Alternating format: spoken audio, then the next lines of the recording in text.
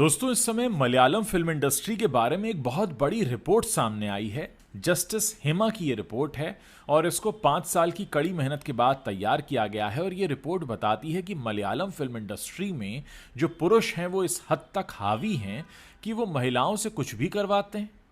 वैसे अगर हम मलयालम फिल्म इंडस्ट्री को देखें तो वहाँ ममूटी हैं, फहाद फाजिल हैं, मोहनलाल हैं, ऐसे बड़े बड़े स्टार्स हैं। लेकिन ये जो कमेटी की रिपोर्ट आई है वो बहुत लोगों को हैरान कर रही है।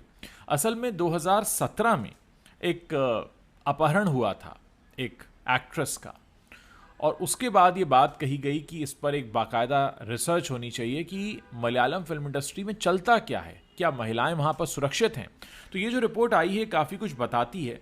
ये बताती है कि वहाँ पर एक ताकतवर लॉबी है जो महिलाओं से, चाहे वो हीरोइन हो या किसी भी तरह से काम कर रही हो फिल्म इंडस्ट्री से, उससे अपने मनमाने ढंग से काम कराती है। और बहुत सारे लोगों के साथ, लड़कियों के साथ सेक्सुअल हैरेसमेंट बड़ा खुलेआम होता है। इस रिपोर्ट में कम से कम 17 ऐसे सेक्सुअल एक्सप्लॉयटेशन का जिक्र किया गया है, और इसमें लेडीज़ टॉयलेट और चेंजिंग रूम जैसी सुविधाएं भी नहीं हैं। साथ ही वहाँ जो लड़कियाँ काम करती हैं उनको पैसा बहुत कम मिलता है, उन्हें पुरुषों के अधीन रखा जाता है, वो अपनी मर्ज़ी से कुछ कर नहीं सकती, उन पर कई तरह का दबाव होता है, और उनके लिए जो काम करने की जो फैसिलिटीज़ हैं वो उतनी अच्छी नहीं है जितनी कि पुरुषों के लिए। अब आप सोचिए, अगर महिला काम कर रही है उनके लिए चेंजिंग रूम ही नहीं बनाया है, उनके लिए प्रॉपर लेडीज़ टॉयलेट नहीं बनाए हैं, यानी उन्हें बहुत तरह के कॉम्प्रोमाइज़ करने पड़ते हैं। एक पूरा माहौल बनाया गया है कि वहाँ पर महिलाएं दबकर काम करें। रिपोर्ट में यह भी कहा गया है कि sexual harassment of women at work place, इसका जो एक्ट है 2013 का, उसके तहत जो बहुत ज़रूरी चीज़ें बताई गई हैं, जो गाइडलाइंस में हैं, उनको भी ये लोग पूरा नहीं करते हैं। ये रिपोर्ट मेरे सामने खुली हुई है, और इसमें यह भी कहा गया है कि फिल्म इंडस्ट्री में जो शोषण है, एक्सप्लॉयटेशन है, वो काम मिलने से पहले शुरू हो जाता है।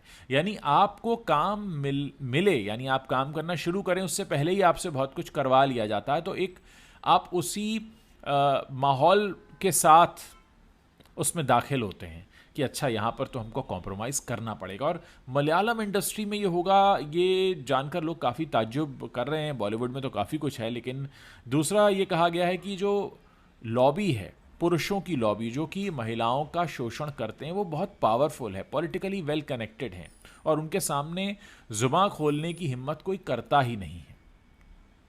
अब ये इस रिपोर्ट को जस्टिस हेमा कमेटी की रिपोर्ट कहा गया है, और इसमें अब ये कहा जा रहा है कि बात सिर्फ केरला की नहीं है बल्कि बाकी फिल्म इंडस्ट्रीज़ का भी यही हाल हो सकता है।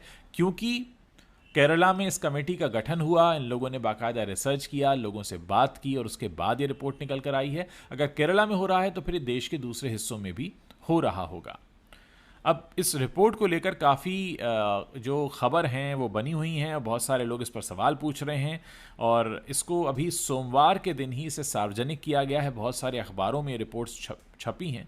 5 साल का इसमें इंतज़ार किया गया। 2017 में जैसा मैंने बताया कि एक अपहरण हुआ था एक अभिनेत्री का, और उसके साथ सेक्सुअल असॉल्ट हुआ था। उसके बाद एक कमेटी बनाई गई, इसकी रिपोर्ट 2019 में आनी थी, लेकिन ये 2019 में नहीं आ पाई रिपोर्ट, और अब इसे आरटीआई के तहत 5 साल के लंबे संघर्ष के बाद इसे अब सार्वजनिक किया गया है।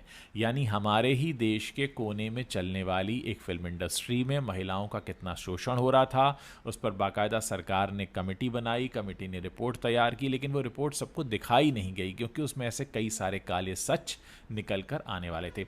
देखना है कि इस रिपोर्ट में अब कौन से बड़े नाम हैं, इस रिपोर्ट के सबके सामने आने के बाद किस तरह के बदलाव आते हैं। उम्मीद है कि इस रिपोर्ट के सामने आने के बाद थोड़ा बदलाव ज़रूर होगा। वैसे भी महिलाओं के प्रति जो अपराध हमारे देश में तेज़ी से बढ़े हैं, उस सब के बीच इस रिपोर्ट का सार्वजनिक होना अपने आप में एक बहुत बड़ी और एक अहम कड़ी है।